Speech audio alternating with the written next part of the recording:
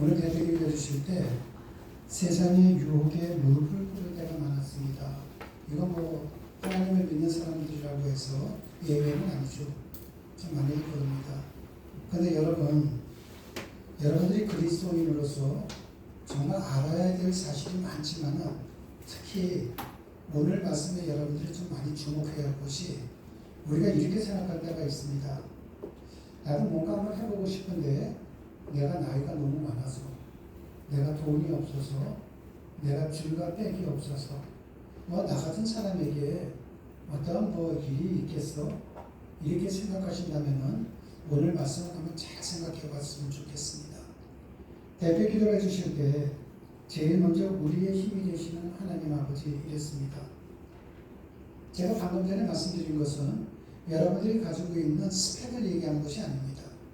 여러분들이 얼마만큼 배웠느냐, 여러분들이 얼마만큼 돈을 갖고 있느냐, 이것이 아니라 저와 여러분 우리에게는 하나님 아버지가 있다는 사실을 1차적으로 여러분들이 잊지 말라는 뜻에서 말씀을 드리는 겁니다.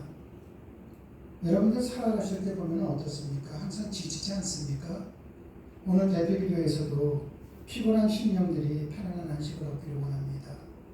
여러분, 이것은요, 돈이 있는 사람이든 없는 사람이든 권력이 있든 없든 모든 사람들이 피곤한 상태에서 살아갑니다. 그래서 우리에게는 편리한 삶이 아니라 평안한 삶을 살기 위해서는 어떻게 해야 되는가? 여러분, 우리는요, 하나님이 내 아버지라는 것을 잊어서는 안 된다는 것입니다. 그러기 위해서는 어떻게 해야 되는가?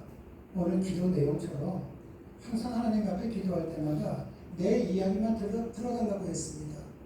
하나님, 내 소원이 이건데 돈 좀 주세요. 건강 좀 주세요.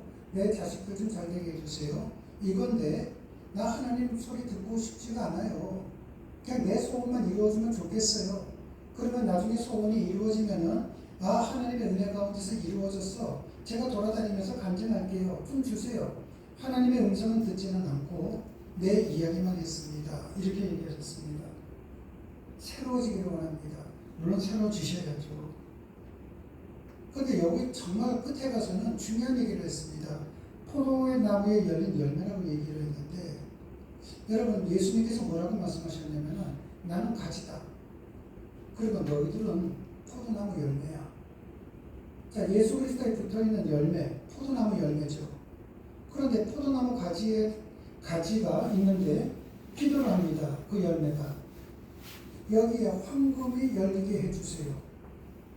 여기에 아파트 하나 열리게 해주세요. 여기에 사가 열리게 해주세요. 포도나무는 그렇게 못하잖아요. 포도나무에 걸려있는 열매라면요, 내가 당도가 높은 맛있는 포도 열매를 맺게 해주세요. 이건 뭐냐면은 합당한 기도를 하라는 것입니다. 그런데 합당한 기도라고 해서 내 처지가 이러니까 요만큼만 해주세요, 이 뜻이 아니에요. 여러분, 합당한 기도라는 것은 무엇이냐면은 내 인생의 주인이 내가 아니라 내 인생의 주인은 하나님이셔. 내 인생의 농부는 하나님이셔. 이게 합당한 기도가 되는 겁니다. 다윗을 보십시오. 지금은 양을 치고 하면은 농장주 하면은 부자죠. 그런데 다윗이 있었을 때나 모세가 있을 때 가장 밑바닥 인생이 양치는 거예요. 그런데 양치는 다윗이 뭐가 됩니까? 이스라엘의 두 번째 왕이 되잖아요. 다윗이 노력한 것이 있습니까? 없어요. 내 인생의 주인은 하나님 아버지야. 이거 하나밖에 없었습니다. 그리고 여러분들이 오늘 어떻게 될지 내일 어떻게 될지 아무도 몰라요. 오늘 죽을 수도 있고 내일 죽을 수도 있고, 반면에요, 오늘 내가 상상하지도 못했던 환경이 바뀔 수도 있고 내일 내가 그룹 총수가 될 수도 있습니다. 여러분이 잘 알고 있는 이명박 대통령 보십시오. 참혹한 어머니 밑에서 힘들게 살았던 사람입니다. 그러한 환경 속에서 그룹 회장이 되고 대통령이 될 거라고 누가 상상이든 했겠습니까? 그런데 인생 패배자가 누군 줄 아십니까? 그 사람들은 그렇게 된다 할지라도 나는, 내 자식들은 안 돼. 그 생각 갖고 있다면은 믿음은 뭐냐면은 네가 생각한 대로 된다. 네 믿음대로 된다. 이거거든요. 그러면 내 인생을 망치는 자가 누구인가? 그런 생각을 하는 사람이 있다면 그 사람이에요. 내 자식을 망치는 사람이 누구인가? 그런 생각하는 부모가 있다면 그 부모가 말로는 내 자식을 위한다고 하지만은 내 자식을 추락시키는 자가 되는 겁니다. 여러분, 내가 믿음을 갖는데 무슨 돈이 필요합니까? 아니잖아요. 내 자식들한테 뭔가 희망적이고 긍정적인 얘기해 줄 수 있고 난 너 믿어 할 수 있는 거거든요. 돈만 생각한다면 어떻게 되는가? 어저께였습니다. 어저께 잠시 나왔는데 TV에서 이적이라는 가수가 노래를 부르더라고요. 저는 옛날에는 이적이라는 가수 얼굴은 알았지 뭐 잘 몰랐거든요. 근데 오래전에 이적이라는 가수가 거짓말이라는 노래를 하는데 그 가사를 보면서요 옛날에 우리나라의 모습을 보니까 눈물이 나더라고요. 진짜로. 우리 옛날에 그랬잖아요. 지금 젊은 사람들은 상상 못할 거예요. 저희가 어렸을 때 보면은 시골에서 서울로 상경하죠. 돈이 없어요. 그 가사 내용이 그거 아닙니까? 엄마가 자식에게 너 여기서 잠깐 기다려. 엄마 잠깐 갔다 올게. 그리고 버리고 가잖아요. 왜 버립니까? 돈이 없으니까요. 누가 좀 돈 많은 사람이 좀 데리고 갔으면 좋겠다 이거죠. 고아원이라도 가갖고 세끼 밥이라도 먹었으면 좋겠다. 왜 나온 겁니까? 물질만능주의잖아요. 그 아이가 뭐라고 얘기합니까? 나는 엄마를 믿었는데 거짓말이네. 거짓말. 여러분, 세상이 아무리 험악하다 할지라도 엄마는 최후의 보류거든요. 근데 돈 때문에 버려요. 그 아이가 뭐라고 얘기합니까? 거짓말 그러잖아요. 여러분, 내가 세상을 살면서 돈이 최고라고 생각하고 권력이 최고라고 생각하고 명예가 최고라고 생각하는 순간부터 나는 내 자식들을 버리는 거고 내 부모를 버리는 거예요. 제가 오래전에 어느 유명한 연예인이 쓰던 말을 빗대서 한 얘기가 있죠. 우리가 돈이 없는 거지 가우가 없습니까?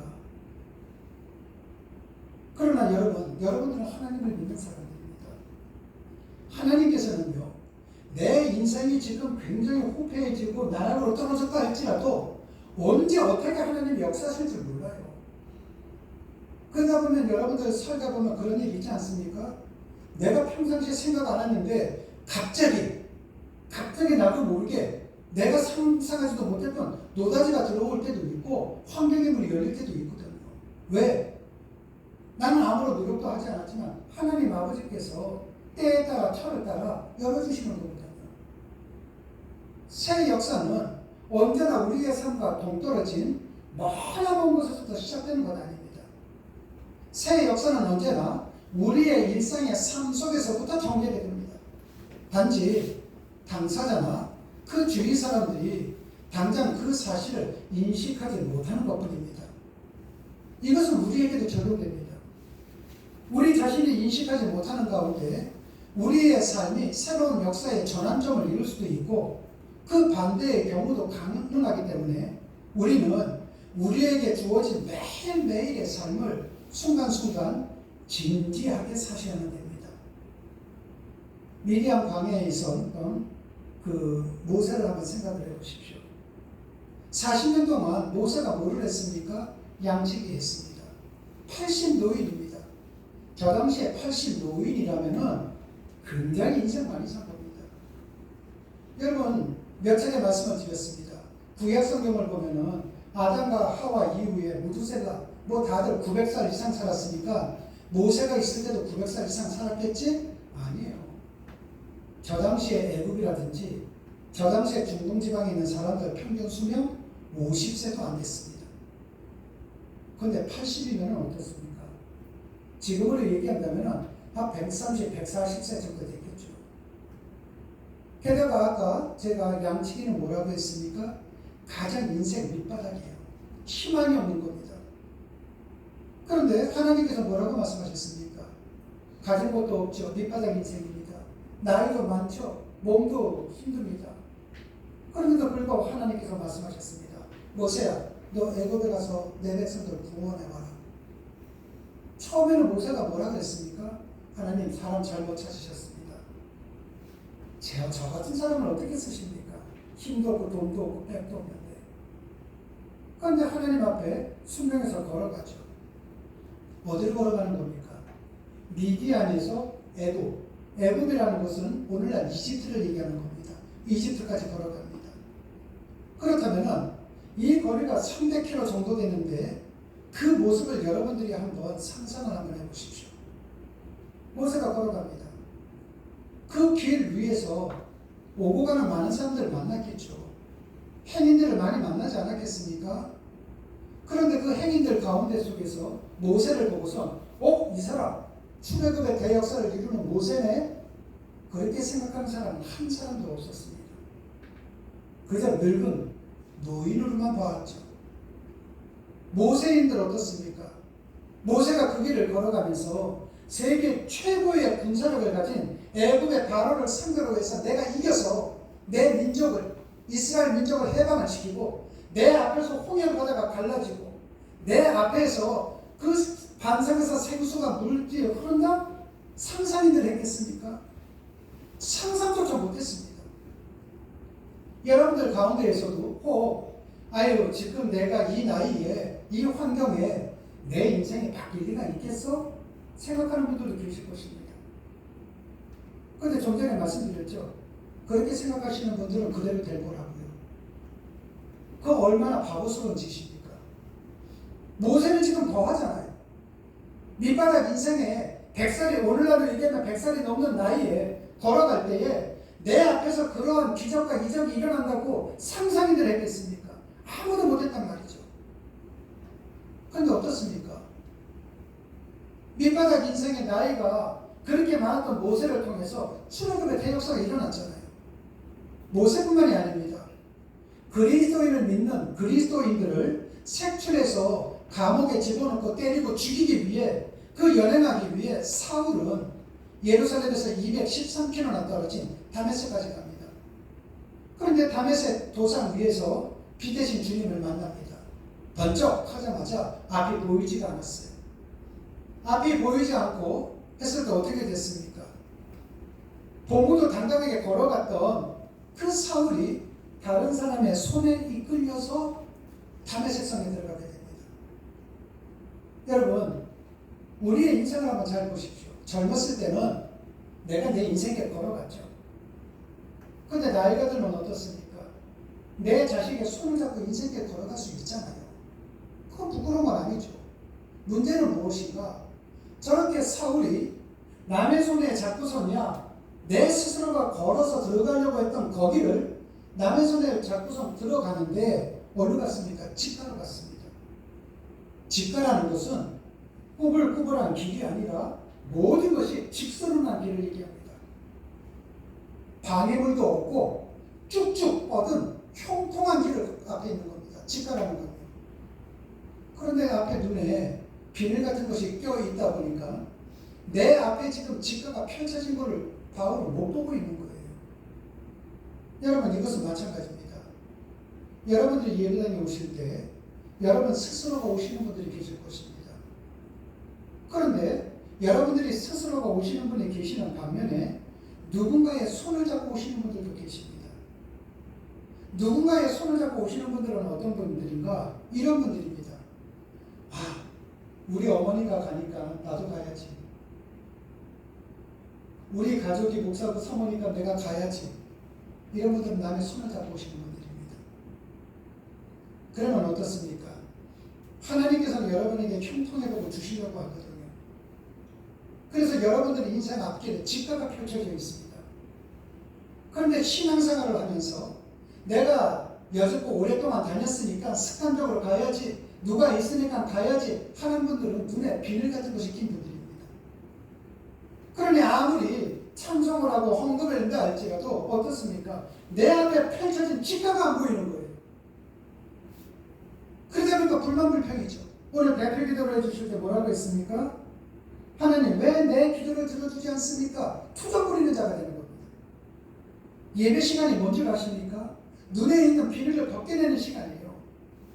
이 눈에 있는 비늘을 벗겨내기 위해서는 여러분들이 움직이셔야만 된다는 겁니다. 내 머리를 움직이고 내 가슴을 움직이고 내 몸을 움직이셔야 돼요. 가만히 앉아있다가 시간 끝나면 할렐루야 하고서 끝나는 것이 아니라 여러분들이 움직여 주셔야만이 하나님께서 여러분 앞에 펼쳐진 직가를 볼 수가 있고 직가를 걸어갈 수가 있고 직가를 여러분 걸 만들 수가 있는 거거든요. 내가 한평생 하나님을 믿으면서도 왜 내 기도 안 들어주십니까? 하나님은 없나 봐. 그냥 습관적으로 나와. 이것처럼 그러는 사람은 없는 거죠. 여러분 이때에 한번 사울을 보십시오. 내가 그렇게 들어갔을 때에 그 다메섹성 안에서 살고 있었던 사람들이 앞을 못 보는 사울을 보고서 뭐라고 생각했을까요? 저 사람 나중에 위대한 사도 바울 될 사람 아니야? 그렇게 생각한 사람은 아무도 없었습니다. 다른 사람은 고사하고 그 사울 역시 어떻습니까? 머지않아 자신이 쓴 글이 신약 성경의 일부가 될 정도로 내가 위대한 사도 바울이 된 거야? 본인도 몰랐다는 것입니다. 여러분 모세나 사울이나 그들 시대의 새 역사는 그들과 무관한 먼 곳에서부터 시작되지 않았습니다. 바로 그들의 삶 자체가 그들 시대를 위한 새 역사의 정비요 물꼬였던 것이었습니다. 그러나 이것은 어느 사람에게만 적용되는 건 아닙니다. 예수님께서는 평소 기도의 처소로 삼으셨던 감람산에서 하늘로 승천하셨습니다. 감람산, 그 겟세마네 동산이 있는 데죠. 여러분 요즘 식용유보다는 올리브 기름들 많이 드시지 않습니까? 이 감람이 올리브란 뜻입니다. 거기에 올리브를 할 때 보면 쥐어짭니다. 기름을 만들 때요. 그래서 하나님 앞에 기도를 할 때는 나를 쥐어짜는 심정으로 기도하는 것이거든요. 예수님은 거기서 기도하셨습니다. 내 온 몸을 다해, 마음을 다해, 정성을 다해 하나님 앞에 기도했던 것이죠. 거기서 승천하셨습니다. 그때 그 승천한 모습을 본 제자들이 감람산에서 되돌아와 그들의 예루살렘 거처였던 소위 마가의 다락방에 들어가서 한 마음으로 기도하기 시작합니다. 여러분 마가의 다락방 크기가 어느 정도가 되냐면 우리 교회 크기랑 거의 비슷합니다. 제가 그 어떤 그 자료책을 보면은 한 130평 정도 된다고 합니다. 근데 이 교회가 서류상으로는 131평입니다. 그러니까 마가의 다락방이 전체로 생각하시면 되는데, 그러면 이렇게 생각하시는 분들이 계시죠. 오, 컸네. 이렇게 생각하는 분들 계시죠. 근데 그 당시에 2000년 전에 사람들도 별로 없었을 때, 집이 띄엄띄엄 있었을 때 일반적인 집들은요 수백 평씩 됐습니다. 그러니까 마가의 다락방은 그 당시에는 작은 거였어요. 근데 이 마가의 다락방 기도하니까 거기는 예배당이겠죠. 그런데 예루살렘을 한번 보십시오. 당시 예루살렘에는 길이가 180m, 폭이 120m에 달하는 거대한 예루살렘 성전이 있었습니다. 저 성전 180m, 120m 되는 저 성전이 마가의 다락방과 비교를 한번 해보십시오. 마가의 다락방은 정말로 작고 작은 곳이죠. 뿐만 아니라 이 당시에는 로마 제국의 통치 아래에 있었기 때문에 예루살렘에는 수많은 군중이 운집할 수 있는 야외 경기장도 있었고 극장들도 있었습니다. 야외 극장들도. 그러니까 마가의 다락방에 사람들이 한 120명 정도 모였다? 큰 숫자 아닙니다. 거기서 사람들이 모였다? 큰 장소가 아닙니다. 그렇다면 한번 이렇게 생각을 해보십시오. 그 당시에 예루살렘에 있었던 사람들이 생각을 할 때 저기에 마가의 다락방이 있었네? 아는 사람들이 몇 명 정도 됐겠습니까? 저 마가의 다락방에 사람들이 모여서 지금 기도하고 있네? 몇 명 정도가 알고 있었겠습니까? 거의 다가 몰랐을 것입니다. 한번 이렇게 생각해 볼까요? 제가 네이버라든지 다음을 쳐보면은 우리 수목원 비전교회가 지도로 저렇게 나옵니다. 지금 의정부에 살고 있는 40만 의정부 시민들 가운데 여기에 비전교회가 있다는 걸 아는 사람이 몇 명 정도 된다고 생각하십니까? 여기에 40만 명 의정부 시민들 가운데 지금 이 비전교회 속에서 누가 예배를 드리고 있다는 것을 알고 있는 사람이 몇 명 정도 된다고 생각하십니까? 관심도 없겠죠. 이것에서 지금 어떤 말씀이 선포되는지, 우리가 어떤 기도를 하고 있는지, 여러분 의정부 시민들 관심도 없어요. 생각도 없습니다. 그래? 거기에 있어서? 무관심이죠. 당시에 마가의 다락방이 그랬다는 것입니다. 그런데 어떻습니까? 그 무명의 존재들이 남들도 알아주지 않는 마가의 다락방에 모여 힘써 기도하는 순간부터 실은 세계의 역사는 새로워지고 있다는 것입니다. 새 역사의 거대한 물줄기가 바로 이곳에서부터 파손되기 시작하고 있다는 것입니다. 이곳에서 기도하던 120명 성도들 역시 앞으로 자신들을 통해 얼마나 엄청난 일이 전개될 것인지 누구도 모르고 있습니다.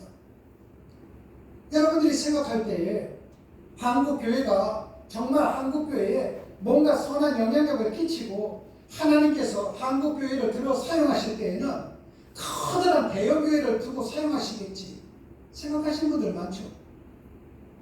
그런데 성경을 보십시오. 성경 어디에도 한 구절에도 하나님께서 거대한 것을 쓰신 적이 있었습니까? 큰 것을 쓰신 적이 있었습니까? 한 번도 없습니다. 하나님께서는 가장 작은 것을 쓰셨거든요.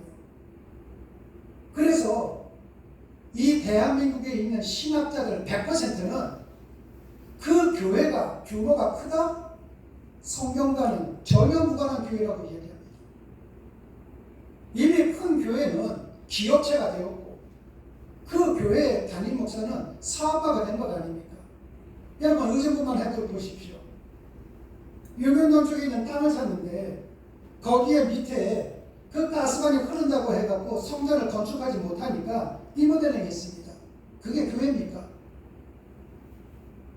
성도가 헌금을 좀 더 낸다고 해갖고 은행에다가 건축한 돈을 갚지 못한다고 해갖고 하나님의 교회에다가 판교회들이 있습니다. 그게 교회입니까? 그런데요, 푸지기수입니다. 제가 다음 주일날에는 여러분들에게 설교하기 전에 12분 분량의 동영상을 하나 보내드리고 할 것입니다. 보시면 아마 속이 답답하신 분들 계실 것입니다. 하나님은 큰 것을 쓰는 것도 아니고 하나님께서는 작은 것을 쓰시는 것도 아니고 하나님께서는 정직한 것을 쓰신다는 것입니다. 그래서 우리는 정직해야만 됩니다. 신앙적으로 정직해야만 됩니다. 그 정직하기 위해서는 우리 모두 다가 하나님의 말씀 안에 거하고 하나님의 말씀대로 살아야 되고 하나님을 의심하지 않고 하나님을 내 인생의 주인으로 모시고 살아가기 위해 여러분 모든 것을 바치셔야만 된다는 것이죠. 마가의 다락방을 보십시오. 거기에 있는 사람들은 힘이 없는 사람이었습니다. 하나님께서는 높은 귀족들의 사교 모임이 아니라 이름도 모르는 무명의 갈릴리 출신들의 기도 모임을 통해 새 역사의 물꼬를 터뜨리셨다는 것입니다. 우리 하나님은 그런 분이시거든요. 그렇다면 여러분의 인생이 내일 어떻게 될지 모르잖아요. 여러분, 여러분들에게 인생이 또 여러분 자녀들의 인생이 확실하게 변할 수 있는 방법 최고가 뭔지 아십니까? 로또가 아니라 하나님입니다. 하나님이 여러분의 인생의 로또가 되는 것이고요. 하나님이 여러분 자녀들의 인생의 로또가 되는 거예요. 내가 걸어가는 길이 좀 힘들다 할지라도 걸어가는 거예요. 사망의 음침한 골짜기를 지난다 할지라도 나는 걸어가리라. 나는 정말로 걸어가리라. 왜? 하나님이 나와 함께 하시기 때문에. 그 끝은 영광이고 그 끝은 평안이라는 것입니다. 그래야 하기 위해서는 여러분 신앙생활 가볍게 생각하시는 것 아닙니다. 여러분들 그렇다고 해서 매일같이 교회에 나오시라는 것 아니죠. 여러분들이 정말로 예배를 드리는 현장은 여러분의 삶의 현장입니다. 여러분의 가정에서, 여러분의 직장에서, 여러분들이 친구를 만날 때, 여러분들이 사회생활을 할 때 그것이 진짜 여러분에게는 성전이 되는 것입니다. 여기는 주유소예요. 순복음 비전교회 예배당은 주유소이고 여기서 말씀으로 주유했다면 삶의 현장에서 그대로 사시라는 것입니다. 바르지 못한 그리스도인들 감쌀 생각하지 마시고 바르지 못한 그리스도인이 주변에 있다면 그거는 아니죠. 지적을 하면서 선한 영향력을 끼치는 자들이 되셔야만 된다는 것입니다. 그런데 오늘 본문을 보니까 오늘 본문 속에서도 정말로 별 볼 일 없는 사람에 의해서 새 역사에 출발하는 모습을 보게 됩니다. 바나바와 바울을 따로 세우라는 성령님의 명령을 쫓아서 안디옥 교회 교인들은 금식 기도한 후에 그 두 사람을 먼저 자신들의 편견의 감옥으로부터 풀어주었습니다. 우리는 지난 시간에 보았습니다. 그와 동시에 안디옥 교회 교인들은 성령 하나님께서 그 두 사람을 통해서 친히 역사하시는 것을 확인할 수가 있었습니다. 오늘은 그 이후의 일입니다. 우리 4절 말씀을 다 같이 한번 합독하도록 하시겠습니다. 두 사람이 성령의 보내심을 받아 기름을 내려가며 동서 배하고 무료에 걸어가서. 아멘. 여러분, 드디어 바울과 바나바는 성령님의 인도하심을 따라서 먼저 첫 번째 목적지인 구브로 섬을 향하는 배를 타기 위해 실루기아를 갔습니다. 이 실루기아는 안디옥 서쪽 26km 지점에 위치한 지중해 연안 항구 도시입니다. 그 당시에 2000년 전에는 굉장히 컸습니다. 아마 그 주변에서는 제일 컸을 것입니다. 근데 이때가 언제인가? 바울이 다메섹 도상에서 주님을 만난 지 최소한 17년이 경과한 후였습니다. 고향으로 낙향했을 때가 13년이죠. 그리고 난 다음에 아라비아 반도로 가갖고 경건에 오기가 3년이죠. 안디옥교에서 1년 동안 봉사를 했죠. 17년입니다.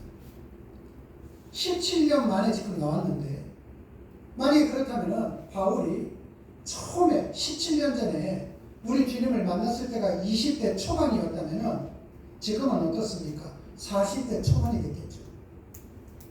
만약에 20대 후반이나 30대 초반이었다면 바울은 지금 나이가 40대 말이나 50대 초반일 것입니다. 좀 전에도 말씀드렸던 것처럼 2000년대 로마 제국 시대 때 평균 수명은 47세가 정설입니다. 그러면 어떻습니까? 바울은 지금 초의 나이입니다. 이를테면 인생 말년에 접어든 그가 지금 새로운 인생을 펼치고 있는 중입니다. 좀 전에 말씀드렸던 것처럼 그 실루기아는 가장 크고 유명한 항구 도시로서 기원전 300년경에 셀루쿠스에 의해서 건설된 항구였습니다.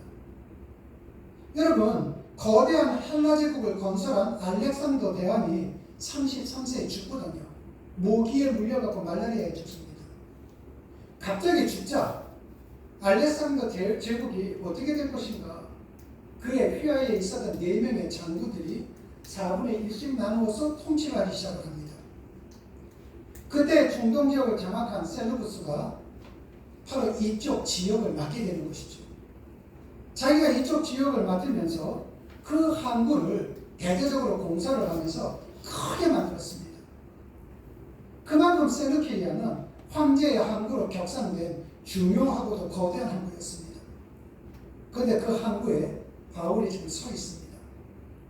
구브로 한 배를 탔습니다. 셀루키아 항구의 거대함과 화려함에 비한다면 세상의 권력이나 부귀와는 거리가 멀었던 바울의 행색 초라하기 짝이 없습니다. 여러분, 우리가 볼 때에는 성화라는 것이 있지 않습니까? 성화를 보면은 예수님의 얼굴은 어떻습니까? 영화배우 얼굴을 그려놨습니다. 그리고 목수는 어떻습니까? 예수의 육신적인 아버지가 목수였다고 하니까 대패질을 하고 멋있지 않습니까? 근데 제가 오래전에 여러분에게 말씀드렸죠. 2000년 전에 가난한 동네, 그 갈릴리 가난한 동네에는 목공소는 없습니다. 여러분, 그 당시에는. 그냥 옛날에 구두 닦는 사람들처럼 요만한 나무통 하나 짜가지고서 그냥 망치, 못 몇 개 갖고 다니면서 동네를 돌아다니는 거예요. 못 박으세요. 문자 고칩니다. 이게 목수 개념입니다. 그럼 사람들이 얘기하겠죠. 여기 와서 문 좀 고쳐주세요. 그럼 문을 고쳐줍니다. 예수님께서는 그렇게 갈릴리에서 사신 겁니다. 삶의 현장에서 보니까 저 집은 돈이 없어서 힘드네? 저 집에는 장애를 갖고 있는 자녀 때문에 힘드네? 그 사람들의 애환을 다 보신 분이거든요. 그거를 경험을 하셨기 때문에 우리 주님께서는 말씀을 할 수가 있었던 것입니다. 모든 것을 알고 있었던 것입니다. 여러분, 마찬가지로요. 우리가 사도 바울의 얼굴을 그리라 그러면은 굉장히 멋지게 그립니다. 그런데 바울을 보십시오. 우리가 성경 말씀이라든지 또는 역사서를 본다면은 바울은 평생 불치의 지병을 갖고 있었습니다. 뿐만 아니라 외모 역시도 볼품이 없었던 걸로 알려지고 있습니다. 기록에 의하면은 바울은 작은 키에 다리는 안짱다리, 그리고 대머리에 눈썹은 2개가 맞붙어 있었다고 합니다. 그리고 코가 유난히 컸다고 합니다. 균형이 잡힌 외모라고 말하기에는 턱없이 부족한 모습이었다고 합니다. 이와 같은 사실은 성경을 통해서도 바울이 직접 밝혀주기도 했죠. 고린도후서 10장 10절 말씀을 보면은 바울을 비난하는 자들을 이르기를 바울의 글에는 무게와 힘을 지니고 있지만은 직접 만나보면은 외모도 볼품도 없고 원변도 시원치 않다고 바울을 평가하고 있습니다. 그러니까 이 말씀을 보면은 바울을 비난하는 사람들이 글씨를 보면은 상당히 글씨에는 뭔가 담겨져 있는 것 같은데 저 외모를 보고 말하는 꼴을 보면은 저거는 아니야. 그 정도였다는 것입니다. 그런가 하면은 갈라디아서를 보면은 바울이 갈라디아 교인들에게 말하는 내용입니다. 내 외모가 참 볼품도 없는데도 불구하고 내 이야기를 들어줘서 정말로 감사합니다.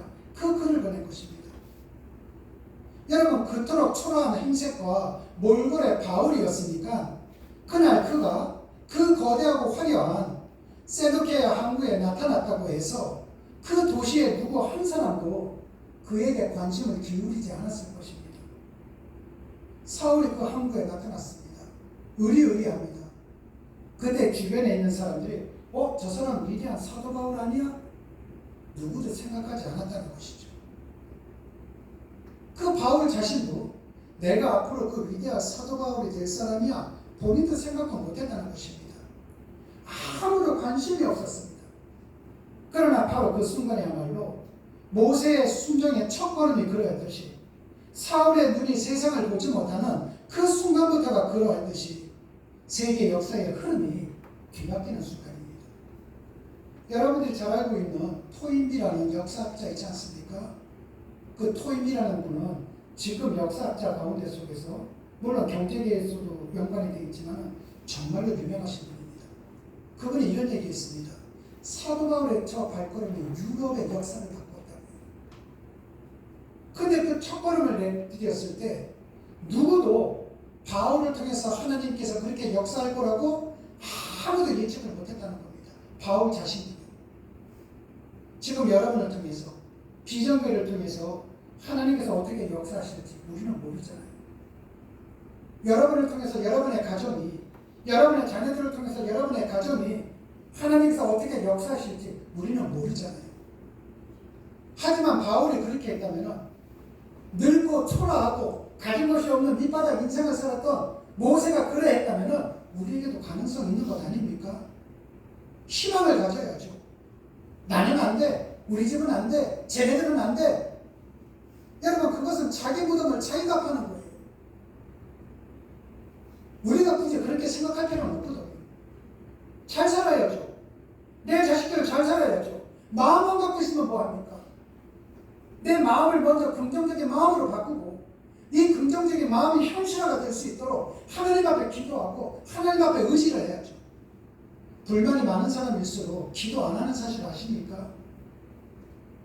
내 인생에서 불만이 많으면 많을수록 한번 여러분들 각자 한번 생각을 해보십시오. 여러분들 가운데 혹 불만이 많다면은 그 불만이 많은 내가 나를 위해서 얼마만큼 기도하고 내 자식들을 위해서 얼마만큼 기도하고 교회에 사람이 텅 비었다? 여러분, 이 교회가 하나님의 것인데 하나님께서 어떻게 역사하실지 어떻게 합니까? 여러분, 그렇다면 여러분이 그런 마음을 갖고 있다면 교회를 위해서는 얼마만큼 기도를 하십니까? 불만만 쌓였고 불만만 많았지 투정만 부렸지 기도 한 번 하지 않고 하나님을 의지하지 않는다. 어쩌다 한번 기도한 걸 가지고 나도 기도했었어. 나를 변명하지 않는가. 그래서는 안 된다는 것입니다. 여러분, 바울을 보십시오. 형편없었죠. 누구도 알아주지 않았습니다. 그런데 그때 바울이 탄 것이 뭡니까? 바울이 배를 탄 겁니까? 아니요. 하나님을 향해서 내 인생을 추앙하신 거잖아요. 바울은 배를 탄 것이 아니라 내 인생을 띄운 겁니다. 하나님, 나를 들어 사용하여 주시옵소서. 여러분, 내 인생을 띄웠을 때 내 인생의 사공이 누굽니까? 하나님이 되시는 거예요. 제가 여기서 목사입니다. 저는 최소한 여러분들보다도 믿음은 좋지 않을 수는 있지만 성경에 대한 지식은 여러분들보다 더 많습니다. 제가 성경을 다 보고 성경의 말씀, 성경의 비밀을 알고 난 뒤서부터 갖는 확신이 뭔 줄 아십니까? 이 비전교회가 만약에 제가 여러분의 호주머니만을 생각하고 나간다면, 여러분들만을 의지하면서 이 교회를 이끌어 나간다면, 여러분 저는 벌써 오래전에 여기를 안 했을 것입니다. 여러분들이 만약에 앞에 있는 제가 안재범 목사가 얼마나 말 잘하는 거라 보는가, 이거를 여러분이 듣기 위해서 오셨다면 여러분들은 이 자리에 잘못 오신 겁니다. 여러분들은 안재범 목사의 그 웅변을 듣기 위해서 오신 것이 아니라 하나님의 말씀을 대언하는 것을 듣기 위해서 오신 것이고, 저 또한 여러분과 함께 동역의 마음을 가지고 하나님께서 이 교회를 이끌어 가실 것을 믿기 때문에 가는 겁니다. 오늘 재정이 빵꾸난다 할지라도 하나님의 선하신 뜻은 분명히 여기에 있을 거야. 재정이 풍부하게 있다 할지라도 하나님의 섭리를 위해서 내가 무엇인가 해야 될 거야. 하나님을 바라보기 때문에 저도 이 자리에 서서 나가는 것입니다. 여러분들도 그렇게 하셔야만 된다는 것입니다. 여러분 2000년이 지난 오늘날 그 세르키아 함을 한번 생각을 해보십시오. 저게 오늘날 모습입니다. 세르키아 함이라는 것은 제가 지금 헬라어로 얘기하는 것뿐입니다. 우리나라 말로 하면 시루기합니다. 지금 항구는요, 우리나라 동해바다 어디를 가든 볼 수 있는 작은 어촌 정도입니다. 그렇다면 한번 생각을 해보십시다. 2000년대는 화려했잖아요. 그 화려했던 항구 어디로 갔습니까? 그 화려한 항구를 만들었던 황제 어디로 갔습니까? 화려했던 로마 제국 어디로 갔습니까? 다 사라졌죠. 근데 그때 그 초라했던 사울 어떻게 됐습니까? 지금도 전 세계 모든 그리스도인들이 그를 알 수 있는 위대한 사도 바울이 되지 않았습니까? 여러분 지금의 내 모습을 보고 신앙의 길 걸어가는 건 아닙니다. 지금의 내 모습은 초라하다 할지라도 내가 하나님만을 의지할 수만 있다면 분명히 내 인생은 영혼 속에서 길을 걸어갈 거야. 확신을 갖기 때문에 우리가 지금 걸어가는 건 아니겠습니까? 요한복음 21장 1절 말씀을 한번 다 같이 합독하도록 하시겠습니다. 우리의 주께서 열방바다에서 또 제자들에게 가르치시니 하나님이 달려오나 하였다. 아멘. 여러분 디베라라는 것은요 갈릴리 바다를 얘기합니다. 이건 잘 알고 계시죠? 로마 제국이 들어와서 식민지를 했습니다. 그러고 난 뒤에 갈릴리 바다 쪽에 와보니까 여기 너무나도 경치가 멋있거든요. 그러다 보니까 이 주변을 도시를 개발을 합니다. 도시를 개발하면서 뭐라고 얘기하냐면은 로마식 발음대로 앞으로는 이건 갈릴리가 아니라 티베라라고 불러. 그리고 티베르스 이름을 붙여갖고 티베라라고 불렀습니다. 그렇다면 여기서 한번 생각을 해보십시다. 우리가 지금 한강이 흐릅니다. 근데 일제시대 때 일본 사람들이 와갖고 한강이라고 부르지 말고 일본식 발음으로 부르자 이렇게 나왔다고 쳐보십시오. 일본 사람들 앞에서는 우리가 일본식 발음으로 할 수는 있겠죠. 하지만 우리끼리 있을 때는 어떻습니까? 한강이죠. 근데 왜 디베라라고 했을까요? 요한이 누구보다도 애국심도 강했고 민족성도 강했던 요한이 갈릴리 바다 이렇게 해야죠. 그 예수께서 갈릴리 바닷가에 또 제자들에게 나타나셨으니 이래야 됨에도 불구하고 왜 디베라라고 했을까요? 이것뿐만이 아닙니다. 오병이의 기적이 일어났던 요한복음 6장을 보더라도 디베라 바닷가에서 일어난 일 이렇게 표현을 합니다. 왜 이랬을까요? 이것뿐만이 아니죠. 디베라 바닷가에서 우리 주님께서는 제자들에게 뭐라고 말씀하십니까? 네가 나를 사랑하느냐? 이건 제자들에게 하는 말뿐만이 아니라 지금 이 자리에 있는 여러분에게도 저에게도 하시는 말씀이죠. 네가 나를 사랑하느냐? 이것이 무엇을 뜻하는 것입니까? 디베라는 황제의 도시라고 했습니다. 황제의 법칙이 있는 곳이죠. 한마디로 얘기해서 물질이 최고고 부귀영화가 최고고 권력이 최고라는 겁니다. 하나님을 믿더라도 돈이 있어야 하나님을 믿는다고 생각하는 거고, 돈이 있는 사람은 교회에서도 대접을 받고 돈이 없으면 대접을 못 받아 생각하는 사람들도 있을 수 있고요. 하나님 앞에 기도할 때마다 돈 주세요, 돈 주세요, 잘되게 해주세요, 부귀영화만 놓고 기도하시는 분들도 계실 수 있습니다. 오병이어의 기적이 일어났을 때 그게 있어서 이스라엘 백성들이 뭐라고 얘기합니까? 이 정도 능력 있는 사람이라면은 우리의 왕으로 세우자 이러잖아요. 이 정도로 우리의 그 욕구를 채워줄 수 있는 분이라면 왕으로 세워야 돼. 이렇게들 얘기했거든요. 그러자 그 이야기를 들었던 요한이 디베라 바닷가에서 이런 일이 있었더라 이렇게 얘기한 겁니다. 왜 네가 나를 사랑하느냐? 이것을 만약에 주석을 가하면 이런 뜻이죠. 너 돈 없어도 날 믿을 수 있겠니? 우리 주님이 그렇게 믿는 겁니다. 너 돈이 없어도 지금 모든 것이 꽉꽉 막힌다 할지라도 너 나 믿을 수 있겠니? 나 사랑할 수 있겠니? 주님이 지금 우리에게 묻는 겁니다. 여러분, 우리 주님께서 그렇게 물으신 이유가 뭘까요? 정말로 너는 죽을 때까지 가난하게 살아야 돼? 이걸 뜻하는 게 아니거든요. 우리가 베드로를 보았듯이 내가 하나님을 나는 정말로 주님을 사랑한다고 고백을 하고 입술로만 고백하는 것이 아니라 내 삶으로 사랑하는 것을 보여주었을 때 하나님께서는요 2000년이 지난 지금까지도 베드로의 이름을 기억하듯이 우리의 이름을 참되게 만들어 주시고 우리의 후손들이 형통할 수 있는 길을 열어주신다는 겁니다. 이거는 평생 가난하고 아프게 살라는 것이 아니라 하나님의 테스트죠. 테스트. 네가 나를 사랑하느냐? 그렇기 때문에 디베라라는 걸 붙인 겁니다. 황제의 도시에서. 여러분 지금 세상을 보면은요 이 세상은 욕망의 법칙, 황제의 법칙, 경제의 논리가 최고가 되고 있습니다. 그래서 나가더라도 돈이 없고 가진 것이 없다면 대접을 못 받는 세상이라고 생각을 합니다. 이 세상에서 내가 살려면 우리 아이들이 살아가기 위해서는 그래도 최소한 저것이 있어야 되지 않겠는가. 극단적으로 생각할 때는요. 목사님도 돈이 없다면 제대로 할 수가 있겠습니까?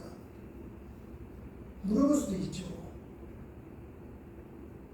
여러분 제가 이렇게 보면은 좀 여유가 있어 보이십니까? 지금까지 신학교 들어간 때서부터 지금까지 돈 제대로 있어 본 적 한 번도 없습니다. 그럼에도 뭐가 있는 줄 아십니까? 하나님이 계시잖아요. 내가 생각하는 때가 아니라 그분의 때가 되면은 하나님께서는 그분을 위해 인생의 배를 띄운 순복음 기적교회와 이것을 그리고 우리를 가만히 두시겠습니까? 아니죠. 그러기 위해서는 어떻게 해야 됩니까? 여러분들이 어떠한 고해의 길을 걸어간다 할지라도 무엇보다도 우리의 인생의 사공은 주님이라는 걸 잊지 마시라는 것입니다. 오늘 이 시간 이후서부터는 자꾸만 나를 정당화시키기 위해서 생각을 하고 말을 하는 것이 아니라 나를 내려놓고 나와 내 자녀들 그리고 기존교를 위해서 나도 오늘서부터는 기도할 거야. 오늘서부터 나는 긍정적인 마음을 가질 거야. 나도 오늘서부터는 내 인생의 배를 하나님을 향해서 나는 출항시킬 거야. 이 마음을 갖고 가신다면 분명히 하나님께서도 여러분의 인생을 반드시 책임져 주신다는 것입니다. 이제 한 가지 이야기를 듣고 맺도록 하겠습니다. 저는 이적에 대한 가수 이적에 대해서 이야기를 드렸습니다. 엄마도 힘들었겠죠. 너 여기 잠깐만 기다려. 엄마는 그때 내 자식을 버린다는 마음을 결심을 한 상태입니다. 근데 이 자녀는요, 결심이 아니라 엄마가 잠시 돌아올 거라는 희망 속에서 기다렸습니다. 날씨가 추웠겠죠. 어두웠으니 얼마나 무서웠겠습니까? 근데 엄마는 안 오는 겁니다. 이 아이가 깨우친 게 뭔지 아십니까? 정말 거짓말입니다. 이적이라는 가수가 그 내용을 가지고서 가사를 쓰고 곡을 만들었던 것입니다. 여러분 이것은 하나님께서 우리를 보시는 모습이기도 합니다. 예배당 안에서 말씀을 들을 때는 진지한 게 내가 오늘 무슨 말씀을 들었는지도 생각도 안 나고 말씀을 선포될 때마다 내 패브를 찌를 때마다 저건 아닌데 나는 이런데 저런데 나를 정당화시킨다든지 하나님 앞에 기도를 하지 않으면서 불만불평만 한다고 한다면 우리 하나님께서는 우리에게 뭐라고 말씀하시겠습니까? 저건 거짓말.